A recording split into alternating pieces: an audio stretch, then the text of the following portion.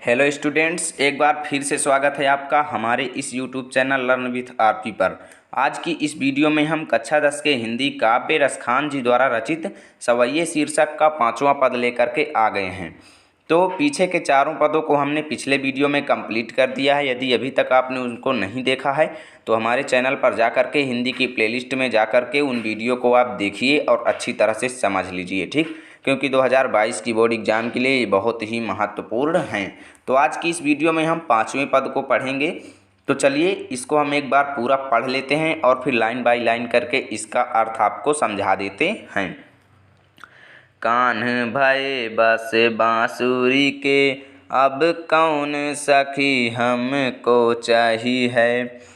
निस दौ से रहे संग साथ लगी, यह सौतीन तापन क्यों सही है।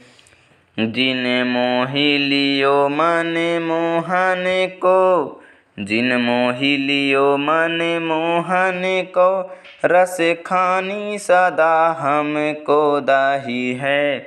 मिली आओ सबे सखी भागी चलें, अब तो ब्रज में बांसुरी राही है। मिली आओ सबे सखी भागी चलें, अब तो ब्रज में बांसुरी रही है।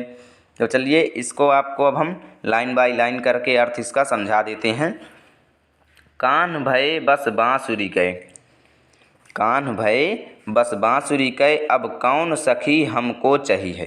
कहने का मतलब कि ब्रज की जो गोपियां हैं वो एक दूसरे से क्या कहती हैं कि हे सखी, कान, कान मतलब भगवान श्री कृष्ण, भय मतलब हो गए हैं, बस मतलब बस में, बांसुरी के मतलब बांसुरी के, क्या कहते हैं कि हे सखी, कन्हैया तो बांसुरी के बस में हो गए हैं। कहने का मतलब कि बांसुरी ने उनको अपने बस में कर लिया है। अब कौन सखी हमको चाहिए, अब हमको कौन चाहेगा। ठीक, कहती हैं कि कन्हैया तो बांसुरी के बस में हो गए हैं, तो अब हमको कौन चाहेगा हे सखी, अब हमको कौन चाहेगा। निस दौस रहे संग साथ लगी, मतलब वह रातों दिन उनके साथ लगी रहती है। यह सौतीन तापन क्यों सही है, मतलब कि सखिया कहती हैं कन्हैया तो बस बांसुरी के बस में हो गए हैं, अब हमको कौन चाहेगा। निसदौस रहे संग साथ लगी, वह बांसुरी उनके साथ, निसदौस मतलब रातों दिन लगी रहती है। कहने का मतलब कि भगवान श्री कृष्ण के साथ वह बांसुरी रातों दिन लगी रहती है। यह सौतीन तापन क्यों सही है।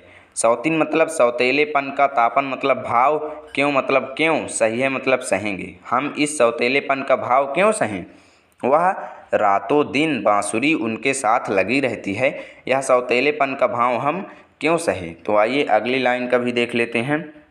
जिन मोह लियो मन मोहन को, रस खानी सदा हमको दही है। मतलब वो क्या कहती हैं कि जिन, जिन मतलब जिसने, मोह लियो मतलब मोह लिया, मनमोहन को, कहने का मतलब कि जिसने मनमोहन को मोह लिया। मनमोहन मतलब जो सबका मन मोहते हैं, जिसने सबका मन मोहने वाले को मोह लिया। रसखान सदा हमको दही है। रसखान जी कहते हैं कि गोपियाँ कहती हैं कि यह बात हमेशा हमको जलाती रहेगी, मतलब ईर्ष्या कराती रहेगी। कहती हैं वो कि जो सबका मन मोहते हैं उसका मन मुरली ने खुद मोह लिया। कहने का मतलब कि भगवान श्री कृष्ण तो सबका मन खुद मोहते हैं, लेकिन जब मुरली ने उनका मन मोह लिया भगवान श्री कृष्ण का, तो रसखान सदा सम हमको दही है, यह बात हमको हमेशा जलाती रहेगी। मिली आओ सबे सखी भागी चलें, अब तो ब्रज में बांसुरी रही है।